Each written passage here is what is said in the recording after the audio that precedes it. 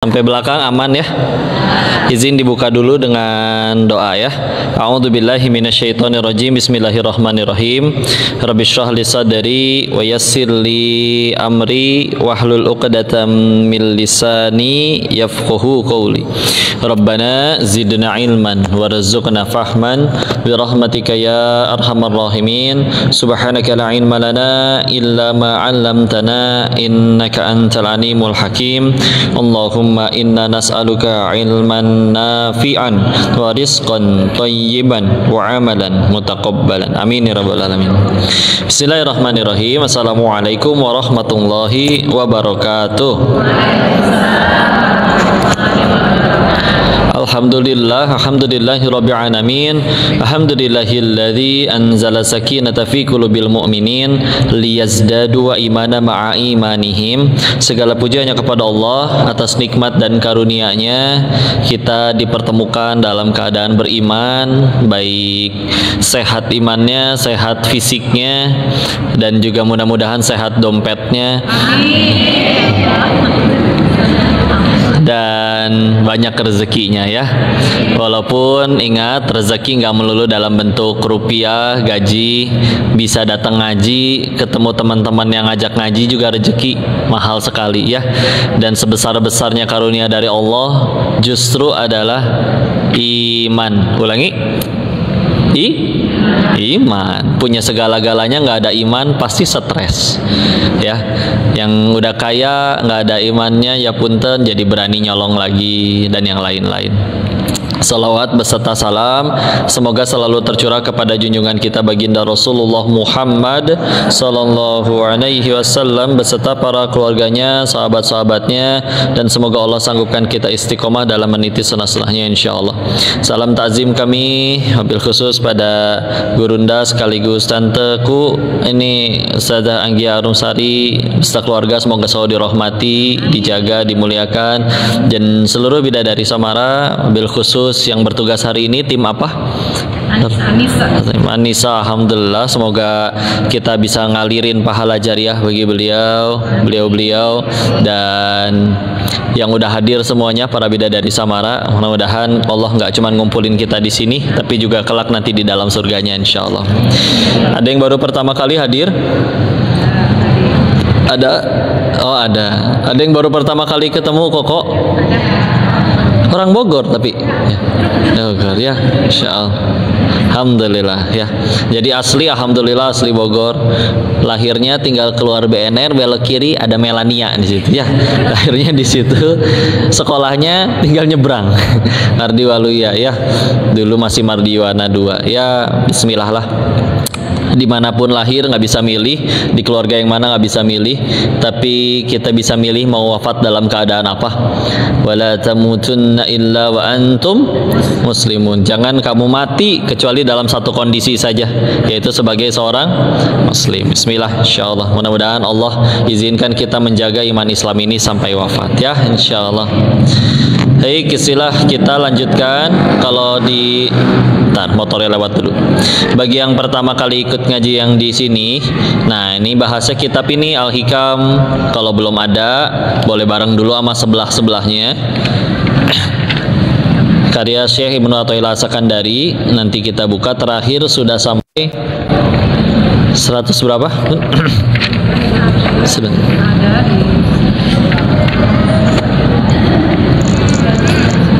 169 ya.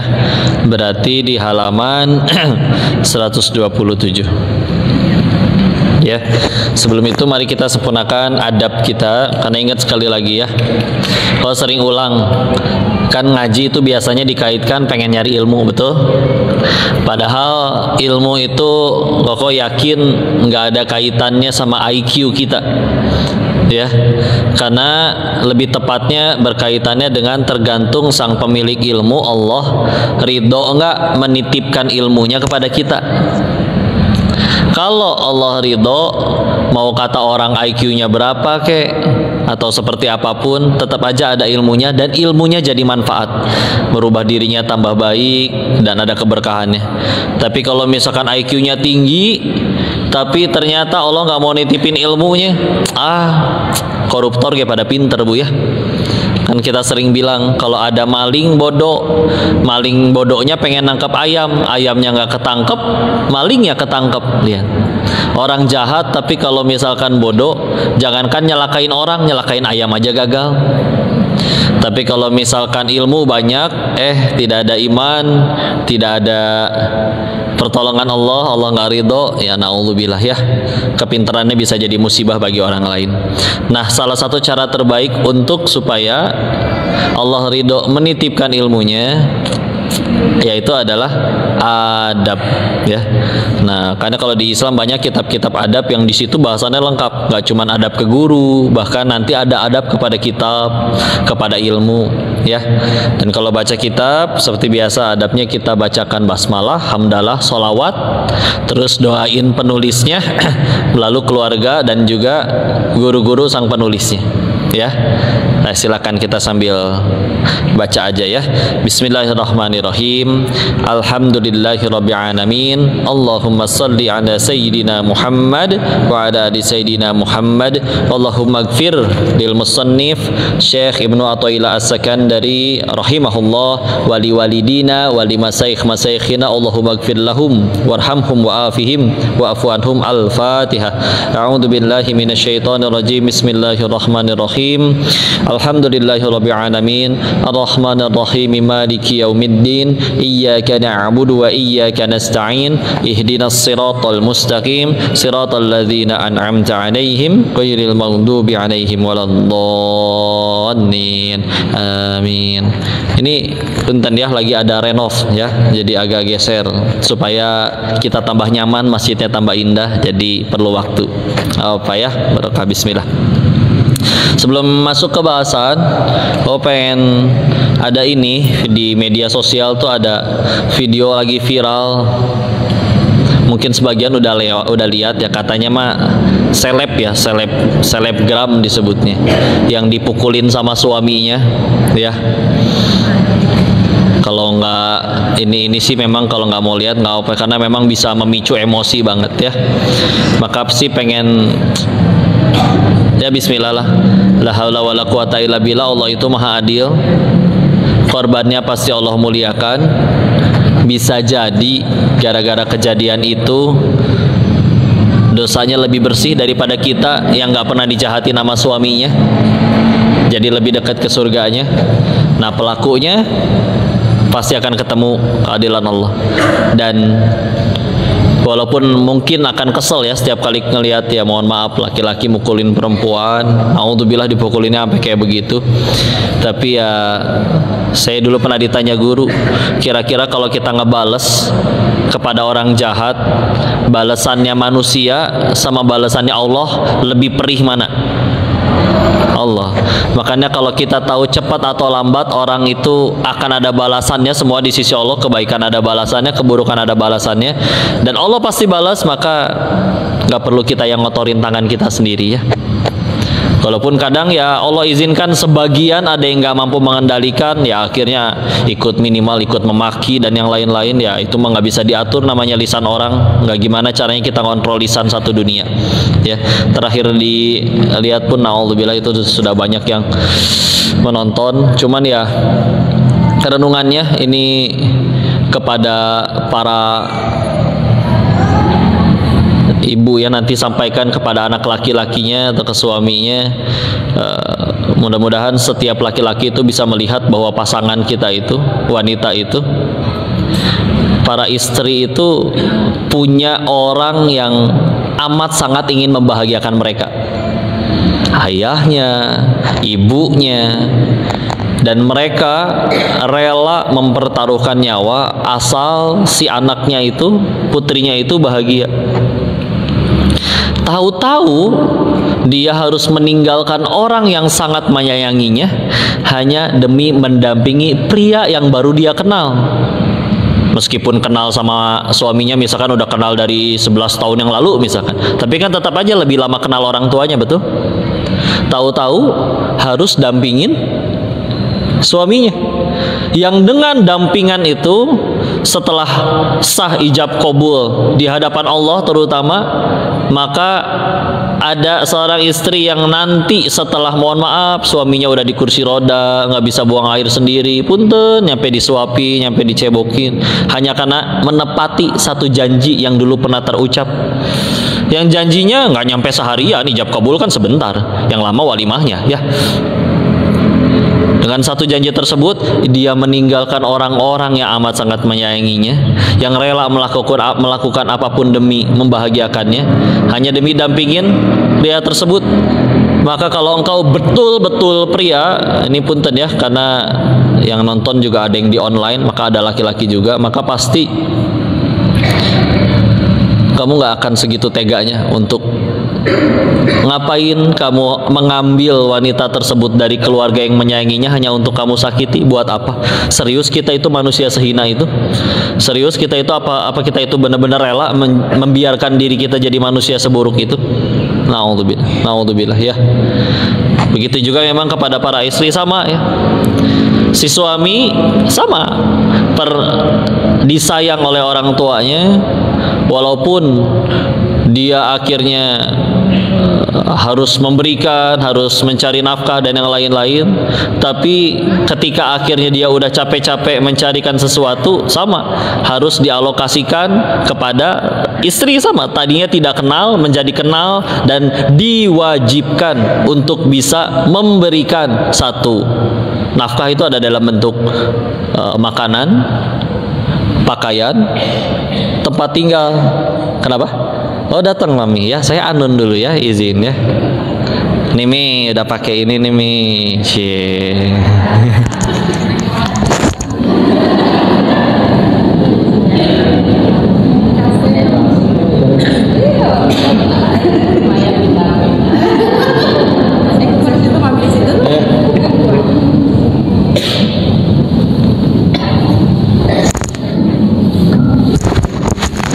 Maaf ya tadi mami saya datang. Itu ketutupan nggak? Nanti gerhana. Namanya gerhana mami. Gerhana bulan kan bulannya nutupin. Bagi yang belum kenalen ya. Sunda pisan. Ini maminya Koko ya. Jika ada kebaikan pada diri ini, maka bersumbernya pasti dari beliau. Semoga jadi pahala jariah bagi beliau. Nah tadi gurunda kita, nah ini adik kandungnya mami. Nah makanya ini si Koko cium tangan sentuhan sama ininya ketua majelis salimnya. Ada tante ya, bibi ya. Jadi mahram ya. Bismillah. Lanjut ya, seperti itu ya, bismillah. Dan gimana cara kita ngejaga, ya Allah pengen punya anak, pengen punya mantu yang soleh-soleha. Tugas kita sama Bud, sekali lagi melayakan diri di hadapan pencipta mantu, pencipta jodoh, pencipta anak. Izin ya, punya anak satu aja kita nggak bisa jagain mereka 24 jam. Apalagi kalau ada yang anaknya 8, sekolahnya beda-beda, temennya beda-beda, kegiatan beda-beda. Sok gimana caranya jagain mereka 24 jam itu gimana? Repot bukan? Dan mustahil. Tapi bismillah, kalau kita melayakan diri kita di hadapan Allah, kan anak kita juga hambanya Allah, betul? Ingat kita pernah bahas, saya ingat Koko, di surat Al-Kahfi surat ke-18 kan ada ceritanya Nabi Musa sama Nabi Khidir. Nabi Musanya komplain 3 hal kan. Pertama tentang perahu yang dibolongin, kedua tentang anak kecil yang terbunuh, ketiga waktu Nabi Musa sama Nabi Khidir ngerenov, ngebangun ulang rumah 2 anak yatim yang udah mau roboh. Fokus ke yang ketiga. Di akhir perjalanan teh kata Nabi Musanya teh, kenapa ini rumah anak yatim dibangun? Tadi kita minta dijamu oleh warga kota ini. Jangankan jamuan, air aja nggak ada yang ngasih. Dan kamu malah berbuat baik kepada warga kota ini. Seharusnya kamu layak dijamu. Kata Nabi Khidirnya, udah dibilang jangan banyak tanya. Ya. Baru di akhir perjalanan dikasih tahu di ayat 82-nya. Ini adalah kehendak Tuhanmu. Maka Allah menginginkan supaya rumahnya ini tetap utuh, dan juga karena satu alasan, wa kana abuhuma soliha. Kalau secara arti perkata, karena ayah mereka berdua soleh, atau kadang suka dikiaskan juga ya, karena orang tuanya soleh. Izin ya Bu, ibu bangun rumah sekaya-kayanya ibu, yang bangun siapa? Tukang ya. Dua anak yatim ini rumahnya mau roboh, Allah utus dua orang nabi untuk jadi tukangnya. Karena alasan apa? Orang tuanya soleh. Ya, istilah. Pernah ada guru kita, kalau saya pernah cerita, ada guru kami pernah ditanya sama istrinya, gimana ya masa depan anak-anak kalau kita nggak ada umur, teknologi makin mengkhawatirkan. Dijawab, apa andil kita buat anak kita? Apa kita yang bikin tangannya, kakinya, alisnya? Jangankan bikin manusia, kita gambar manusia aja petat-petot, gak mirip, apalagi bikin. Maka tenanglah, anak kita punya Allah. Tugas kita melayakan diri kita di hadapan pencipta anak. Istilah. Lihat kejadian tadi di tafsir surat Al-Kahfi ayat 82 tadi, bahkan disebutkan bukan anaknya, nggak disebut soleh, nggak diceritain anaknya soleh atau enggak. Cuman disebutkan ya tadi orang tuanya. Dan kalau ada yang pernah baca tafsirnya, ada riwayat yang menyebutkan yang soleh bukan kandung ayahnya, tapi punya ayahnya lagi, ayahnya lagi, ayahnya lagi, ayahnya lagi, sampai 7 turunan. Jadi kalau ada orang suka bercanda, oh kaya 7 turunan, nah bisa jadi dari tafsir ayat itu ya. Tapi kalau Allah sudah ridho, dijaga istilah. Itu dalam urusan ketaatan. Begitu juga kalau berbuat kemaksiatan. Izin ya, saya pernah menemukan nasihat yang sumbernya ternyata dari Imam Asy-Syafi'i, bahwa Imam Asy-Syafi'i ini pernah menyebutkan bahwa punten zina itu adalah hutang. Zina itu adalah hutang. Maksudnya apa? Ada yang harus dibayar atau enggak? Ternyata Imam Syafi'i menjelaskan, kalau tidak tobat nasuha, maka pasti entah anaknya atau entah cucunya akan dizinahi oleh orang lain. Ya. Tapi bismillah, gimana cara cegah? Tobat nasuha udah. Sehingga akhirnya Imam Syafi'i itu memberikan qaul bahwa diingatkan bahwa kalau nanti ada pertanda berupa kita punya anak perempuan, terutama bagi laki-laki, ini pertanda kamu udah harus benar-benar berhenti, nggak ada lagi dosa dengan lawan jenis. Meskipun gak nyampe zina, kok cuman chatting-chattingan, bisa menjurus, ya. Maka beneran naudzubillah. Kan kita sendiri kan ketika naudzubillah ya, ketika ada sepasang muda-mudi berbuat yang Allah nggak suka, kan punten, kan itu juga anak orang, ya, yang orang tuanya nggak ridho lah pasti namanya digituin ya. Makanya diingetin, ya Allah, ini bismillah ya, terutama sudah punya keturunan, doain kami masih ikhtiar terus juga, pengen punya keturunan, mohon doanya ya dari seluruh bidadari Samara. Maka ya itulah sekilas ya. Kadang-kadang punten, kadang kita itu nggak sayang sama diri sendiri. Apa buktinya? Bikin dosa. Coba kalau bikin dosa yang rugi siapa? Kita atau Allah? Kita. Allah nggak mungkin dihukum ya. Yang rugi pelaku kemaksiatannya. Nah, kalau kita bikin dosa kan berarti sama aja kayak kita lagi jahatin diri sendiri itu. Nah, ada orang yang tahu dosa ini teh buruk nih bagi dia nih, dia nyolong bisa digebugin dan yang lain-lain, tapi tetap ngelakuin, fix. Berarti kamu nggak sayang sama diri kamu sendiri. Walaupun ampunan Allah itu luas ya. Nah, kalau kita udah nggak sayang sama diri sendiri, kadang cara Allah ngedidik kita tuh mau nggak mau, ya udah atuh orang yang disayangnya yang diuji. Punten ya. Dan akhirnya memang efektif, kadang lebih efektif. Saya pernah beberapa kali melihat orang yang punten mudanya ini, laki-laki bandelnya luar biasa. Ketika ngelihat punten putri tersayangnya yang kena masalah, beneran bisa tobat tuh. Beneran bisa tobat, nggak mau lagi mengulang kesalahan-kesalahan yang lama yang sama. Jangankan anaknya udah jadi korban dari dosa ayahnya ya. Pernah ngelihat cowok tatoan, gagah lagi muda-mudanya, ganteng tatoan ya, anak gaul gitu lah ya. Itu ketika lahir putrinya ke bayi, dan si bayi kecil itu melingkarkan lengannya, tangannya ke telunjuk ayahnya, tersungkur sujud tuh sambil nangis, kayak ngelihat sesuatu yang biasanya berani ngomong kasar, mukul orang nggak takut, berantem dengan siapa aja siap. Ketika akhirnya ya Allah, dia sudah diamanahi seorang putri dan dia telah menjadi seorang ayah, nangis kayak bayi gitu. Lebih kenceng tangisan bapaknya daripada bayinya.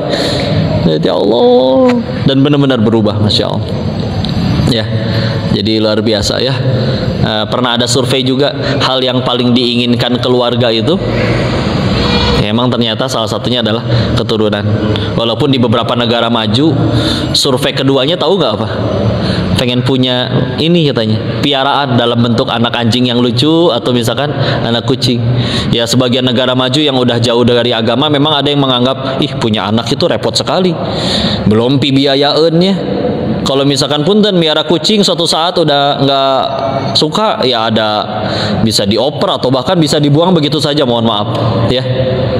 Miara anjing, miara kucing gitu ya, dan lebih murah lah, dan beban moralnya kalau sampai naudzubillah lupa ngasih makan mati nggak sebersalah ya bayi ya.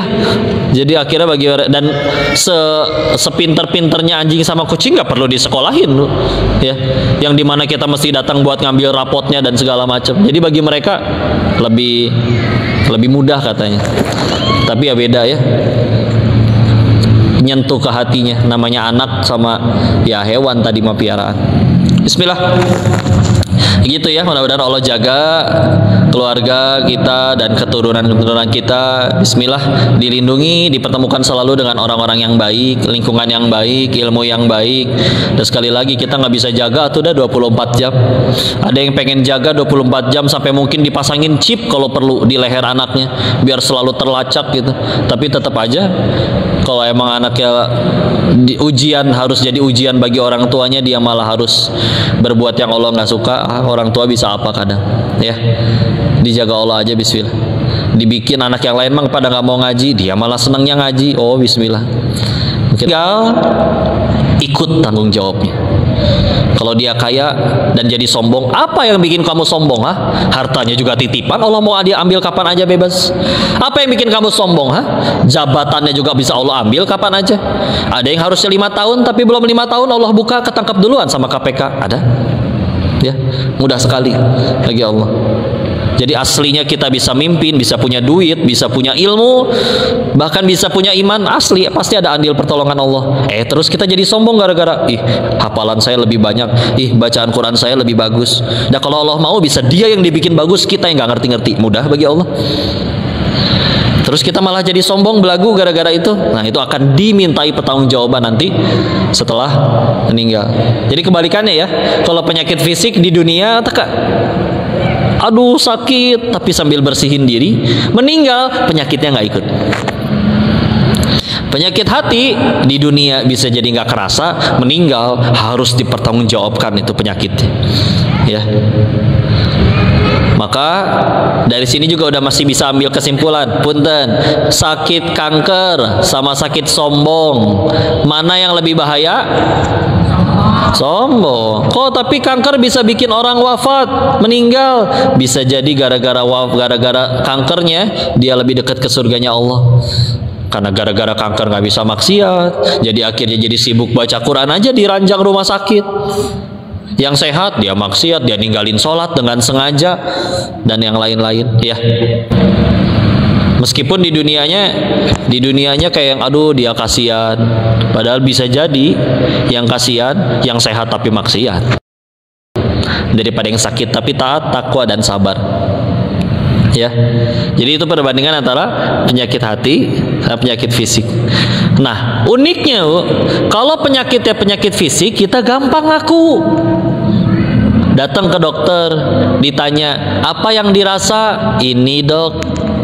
perutnya, dan kemarin saya memang banyak makan beling sih dok. Nah, itu misalkan ya.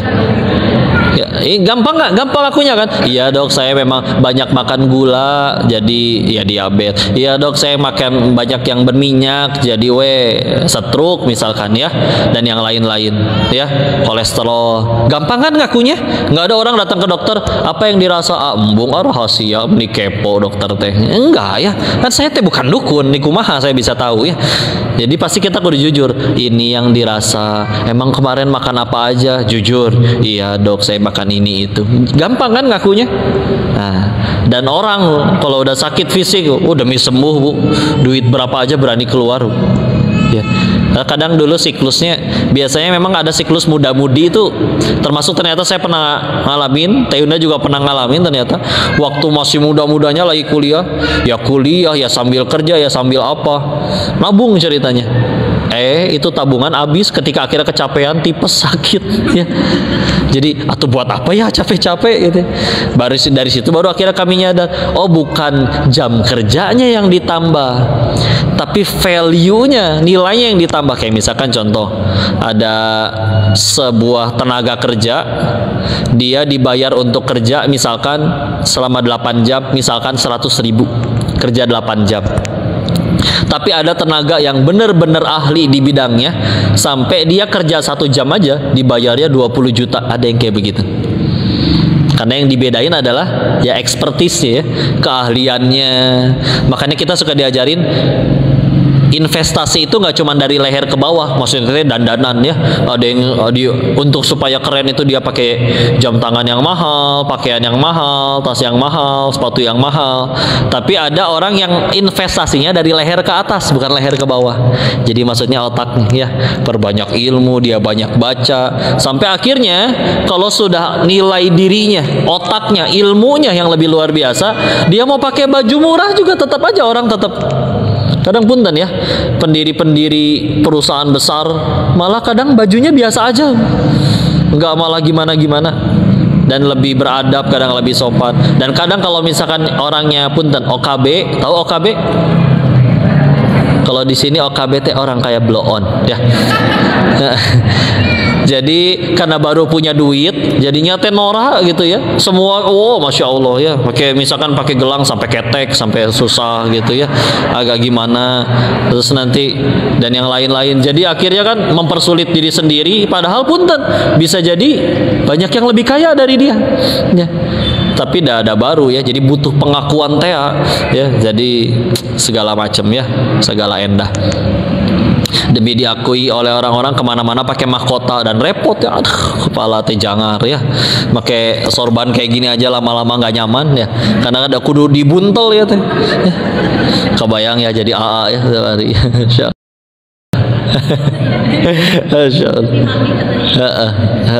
Tadi mah pecian, cuman teh mau dipakai di rumah nih, emangnya udah pakai kia di helm kan nggak mungkin.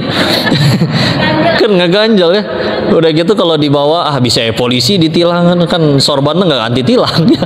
Jadi ya udahlah, pakai helm dulu baru dipakai di sini tadi ya. Ya bismillah ya. Jadi balik lagi tadi ya, kalau penyakit hati gampang, penyakit fisik gampang akunya, dok saya teh makan ini wae, minta obatnya. Kalau penyakit hati,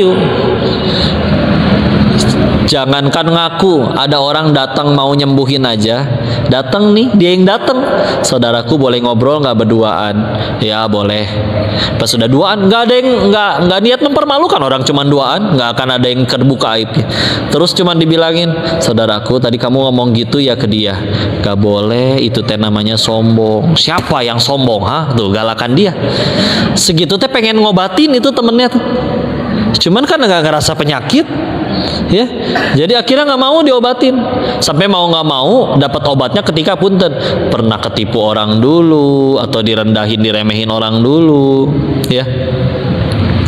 Jadi gitu ya, masya Allah. Nggak ada orang teh ngaku gitu ya. Hai teman-teman, saya Dennis, aku orang yang angkuh loh, aku juga sombong, saya senang sekali merendahkan kalian. Nggak ada kan? Nah iya. nggak ada yang ngaku kalau penyakit itu seperti, kecuali ya Allah berikan hidayah, ngaku ya Allah maaf atas kesombongan, atas keangkuhan, ya. Nah berarti ini kita mesti, dan untuk bisa ngedeteksi ini hati berpenyakit atau enggak, ya alhamdulillah ngaji, ya. Kalau nggak ngaji repot gimana, ya. Tadi soalnya kalau penyakit fisik sampai kita yang datengin dokternya rela keluar uang sekian banyak, padahal gara-gara penyakit fisik itu kita bisa diampuni dosanya. Kalau penyakit hati, ya Allah udah nggak kerasa, ada yang ngobatin juga malah kita omelin yang pengen ngobatinnya, ya, yang pengen nasehatinnya, dan padahal gratis tuh, ya, dinasehatin kayak gitunya teh. Terus kita nggak mau, nggak terima, oh itu repot sekali, ya. Kita bahas sedikit ya, dan ibarat gini soalnya Bu, kita itu kadang suka fokus ngumpulin, ibarat ibu punya ember pahala masing-masing lah ya. Ibu isi tadi dengan pahala ngaji, pahala sholat subuh, mungkin ada yang tadi subuh udah sedekah jadi terisi lagi dengan pahala sedekah subuh. Ibarat kita taruh di ember masing-masing. Nah masalahnya kadang kita lebih fokus mengisi embernya, tapi lupa untuk mengecek embernya bocor atau tidak, ya. Karena naudzubillah jangan sampai kita pulang dengan pede, ya Allah kan saya ingat waktu hidup teh tahajud, waktu hidup teh ngaji wae tiap Kamis di sini, dibawa ke Allah, ditaruh embernya, pas dicek ning kosong, ternyata bocor. Apa yang paling bikin bocor? Ini yang kita bahas, penyakit hati, ya. Gimana tuh misalkan iya ibadah, gerak, badannya gerak, sholat duha 12 rakaat bahkan, tapi dari awal niatnya salah, untuk dipuji calon mertua. Maka sedangkan yang bisa ngasih pahala dan ngasih surga kan Allah, tapi kita ngelakuinnya bukan untuk Allah. Ya udah, kalau kata Allahnya, ya udah minta aja sana kamu ke calon mertua kamu, kan kamu ngelakuin ibadahnya buat dia, bukan untuk Allah. Ayo gimana, ya? Maka repot sekali, ya.